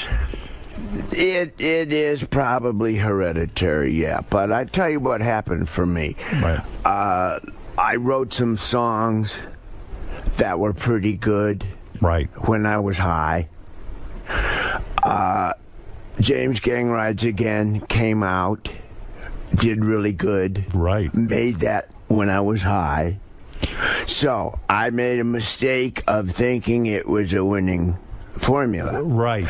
I played some concerts in front of people when I was high, and they loved you. Well, they were high too. But, right. Yeah. But then later, when I didn't do an album, when I did an album that didn't do so good, I thought, well, I'm not nearly high enough. Right. Oh. And I chased it. Robin. Hey. Hi. But was it the kind of thing where you strike me as a happy-go-lucky kind of guy, but the truth is you're not, because all of that stuff what you're describing is a guy who really wants to be successful.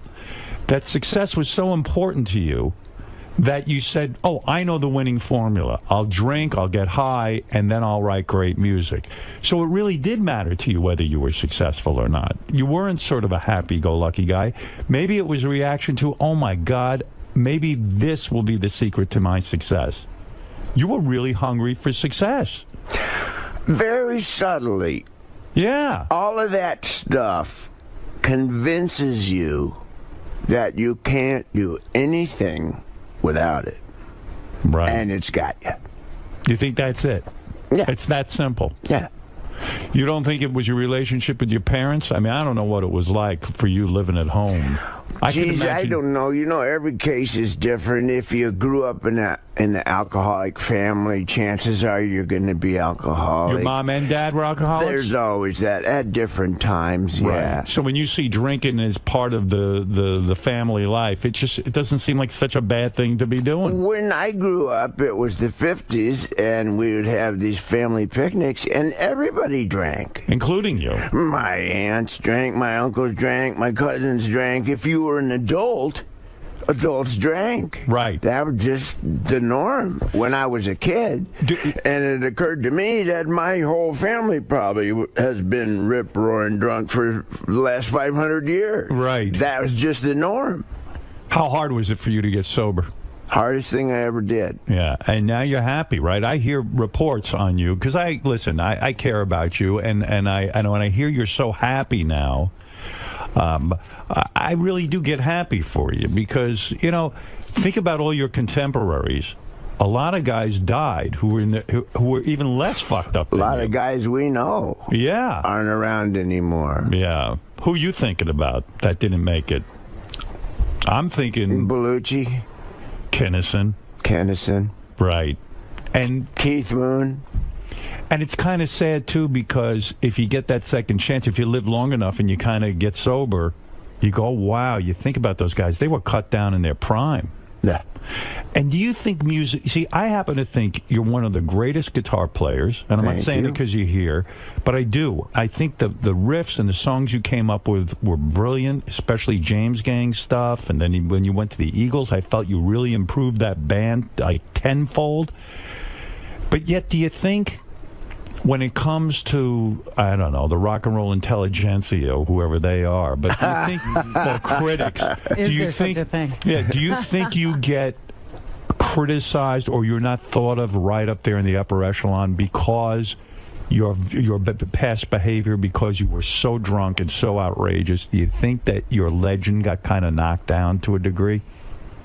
Were you taken less seriously? I'm not really concerned with that. But you are. Because you're the guy who sat there and drank, because you destroyed your own body because you thought that was the formula for success. So you do care about your place in history, right? Musically. Yeah, but I'm not done yet. No, I know you're not. But I'm saying, I don't, when I see the list in Rolling Stone of the top 10 guitarists in the world. Joe's not on it? Yeah, and I don't quite know why. You really are. Do you still practice your guitar every day? Yeah. It's that important to you? I try and play every day, yeah. Is it true you take guitar lessons to this day? That you still take guitar lessons? I'll sit down with somebody, yeah. I'll sit down with somebody and ask them, how in the world do you play that? Like Brad Paisley. Right. I'll sit down with him and say, hey, man. Why is that? Because you can't figure out how he did that? Well, probably, but it saved me 5 or 6 hours if I just ask him. But does anyone ever come to you and say, hey, Joe, teach me how to play? Teach me how to do that? Not really, but does that bother you? Bothers me. You're the guy who should be giving guitar lessons, not getting guitar lessons. Well, you know what I'm saying? Who does he think is the greatest? Who are your heroes musically? I've never asked you that. You were always too drunk. Couldn't get a straight answer out of you. Do you have musical heroes? No, I had heroes then. They were just different ones. Jim Beam. Yeah. Seriously, who are your heroes? Well, the guy that's the grandfather of us all is Les Paul. Right. Yeah. The guy who really invented the guitar, the electric guitar, right? The pickup and echo and multi-track recording. Did you get to know him? I knew Les, yeah. Yeah. Were you happy with the inventions and what he did to the guitar? Because you're a guy who in your new album you talk about analog man. You can't stand all the new technology. It's kind of like I'm just a regular guy. I don't know from all this technology. Well, I'm not against it. I'm not an old analog fart who came out of the woods. Right. I don't think analog's better. It's just, you got to admit. But you're upset with technology. You don't like now in the Eagles that your fellow Eagle members sit in a studio and they use all these Pro Tools and everything else. It actually slows down the music-making process. It changes it. It makes it more complicated. Easier. Here's two things it does, okay? Okay. One is you can fix anything. Which is bad. Bad, I think. Temptation to fix everything. You lose the soul of the music, don't you? If we'd had Pro Tools when we were doing Hotel California, we'd still be working on Hotel California. Because what you're saying is Hotel California has imperfections, so to speak. And those imperfections are kind of the cool things about it. The charm. Human. And so when you get in the studio now with the Eagles, they sit and go, wait a second, that note's just a little bit out of tune or it's a little bit off. Let's fix it. We've always been like that to some degree. Right. But the great temptation with Pro Tools is to go ahead and fix everything when you don't need to. Do you have enough of a voice in that band? I know you've got to sort of watch your P's and Q's with some of the band members, but do you have enough of a voice in that band to say, guys, stop. We're in a studio. What made us great, why Hotel California works, is because there are mistakes on it. It's not a perfect piece of music. Nothing is. Well, but it's real. I wouldn't single out the Eagles. You say they all do it. Everybody does it. But you are in the Eagles. It's a hazard of Pro Tools. It's a hazard of digital technology. There's one other thing I want to say. Yeah. The temptation with digital technology is to start with a drum machine. Right. That's virtual. Yes. And put that down. And then build up the track with virtual instruments, which are all in the computer, and build up the thing like a kit.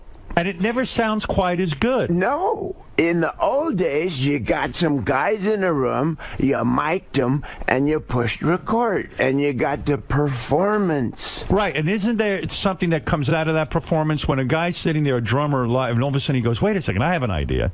What if I hit it this way? Or you go, wait, I got a better riff. Or something. That's the magic of being in the studio with a bunch of guys. That's rock and roll from 1954 to 1962. But when you recorded the last Eagles album, and by the way, the album did well. I mean, there was an experiment, too. You sold it through Walmart, and it sold really, really well. And this is a tough day and age to sell music. Yeah. So the experience for you was not the same. Were you all in the studio at the same time, or was it all done with building it up one at a time? There's a temptation, right, to do it that way. Do you put up a protest in the band, or you just go along with the flow? I go along with the flow. We do it various ways depending on what we're trying to accomplish. Is it liberating now that you have a solo record out because you don't have to deal with the, I'm not going to call it nonsense, but the politics of the Eagles? Is it a liberating experience for you to go in and do it your way? It's what do I say? Yeah, but I mean, for all of us, I mean, Don's down in Nashville doing his own thing, recording. Glenn made an album.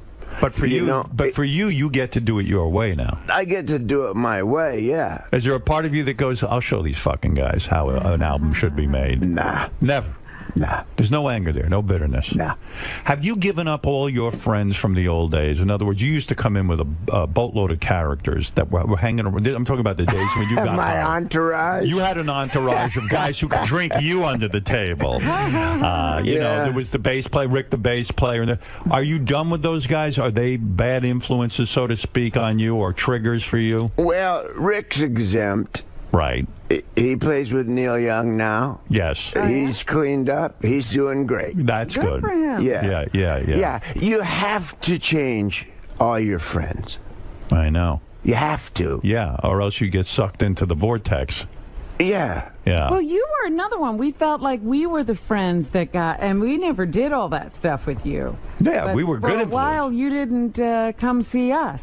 Yeah, were we part of the problem? Someone stole my identity, Robbie. Yeah. You know, when I was thinking about you, there was a great... I know you're happily married now. You've been married, what, 3 years? 3 years. Oddly enough, to Ringo Starr's sister-in-law? No. Wait, Yeah, your yeah, wife, yeah. Your wife is... Are you sure? Do you know who you're married to? What is he, Ringo? Yes, I do. Yeah, who are you married to? My wife is the little sister of Ringo's wife.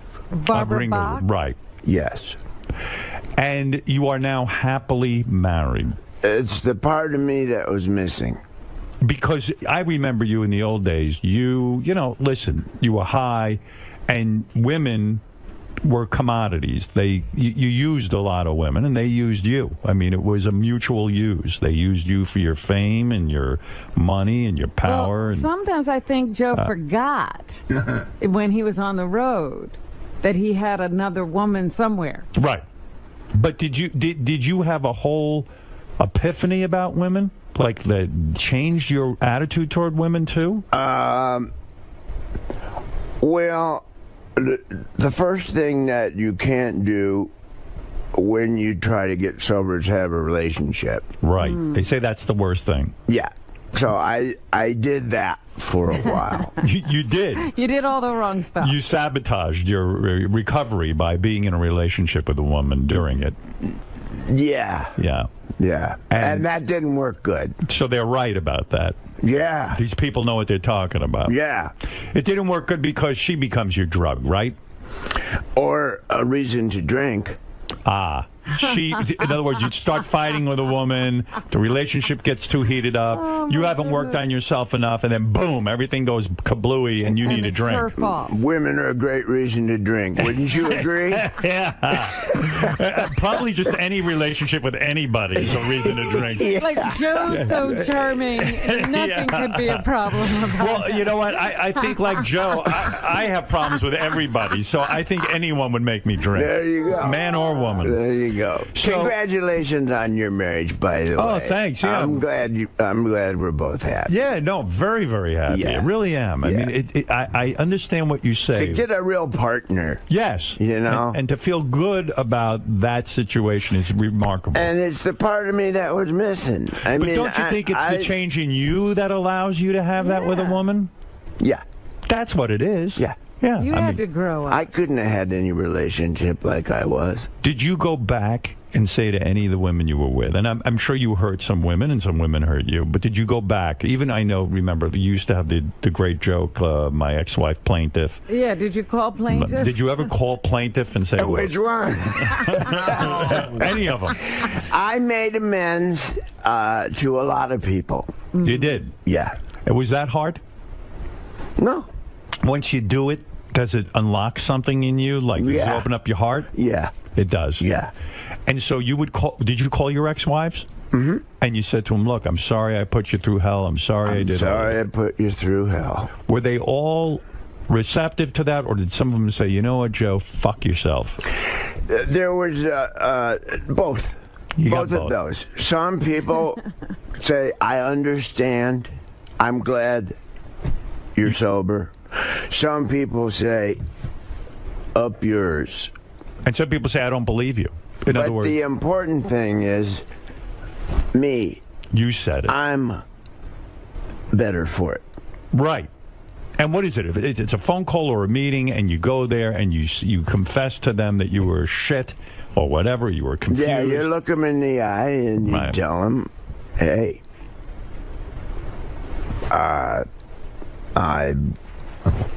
was really a bad person to you, and I regret it, and I'm sorry. Wow. Boy, that's heavy. That's hard. It's heavy, but, I mean, that's part of recovery. Because you live in all that garbage. You constantly, even now, everybody, goes into the past and digs around in a pile of stuff Right. And you look for something to be mad about. Right. You look for something to get in a bad mood about. And you attach an emotion to it. And then you're in a bad mood. And none of that exists.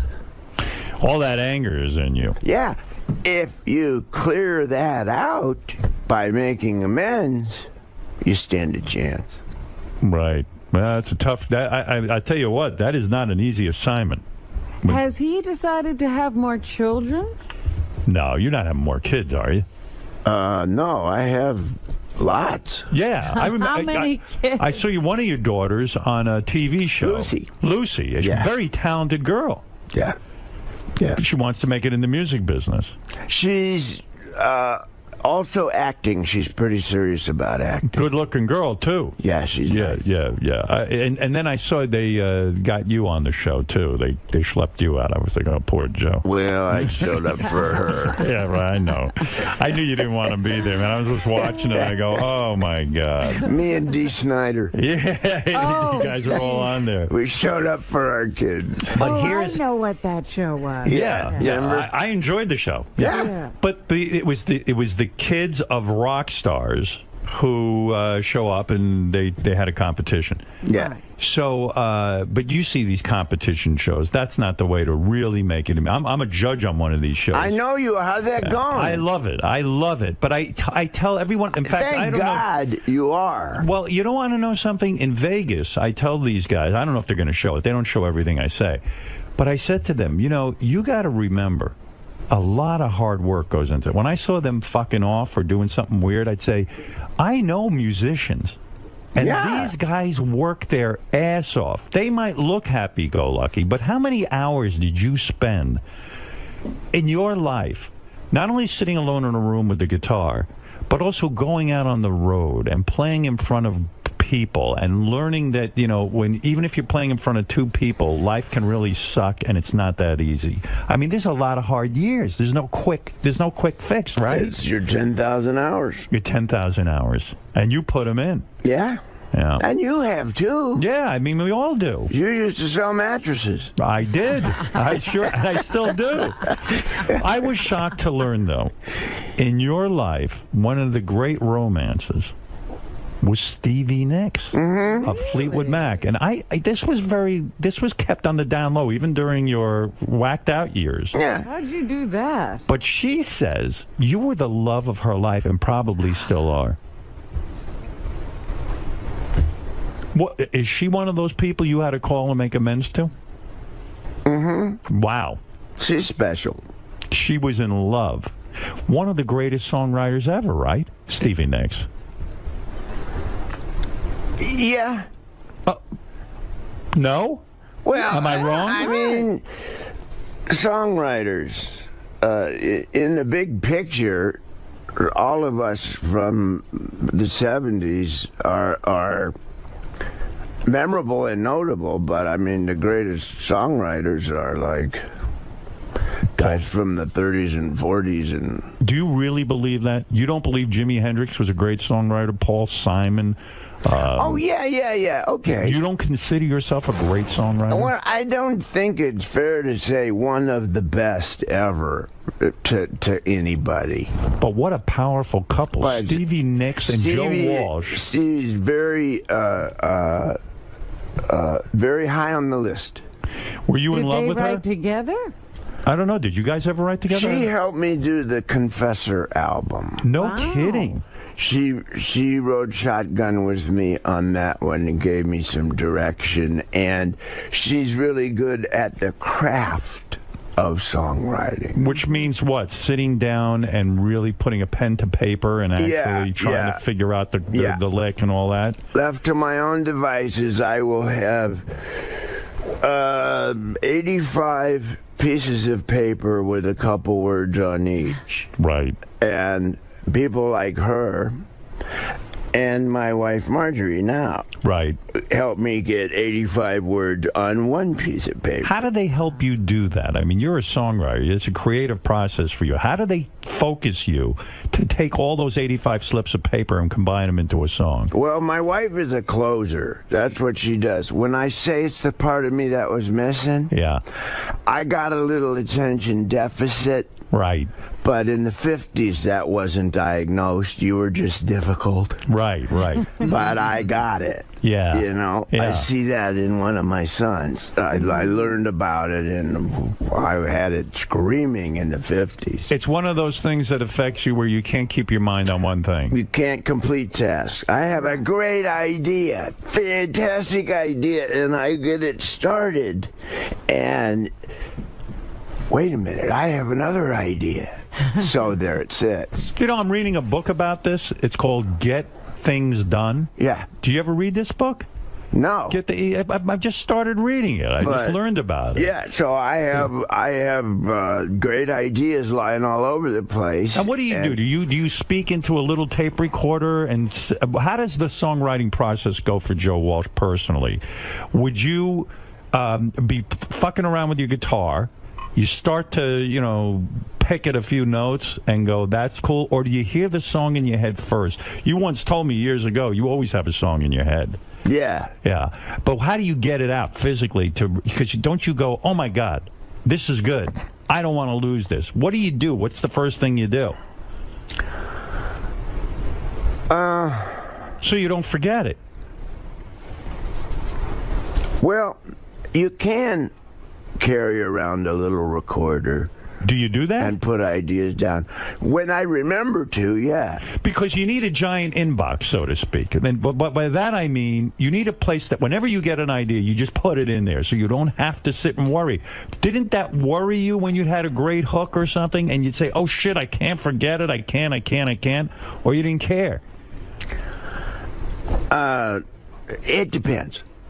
When I was wasted, I would write it down, except in the morning, it didn't make any sense. Okay, a song like Life's Been Good So Far. Life's Been Good So Far.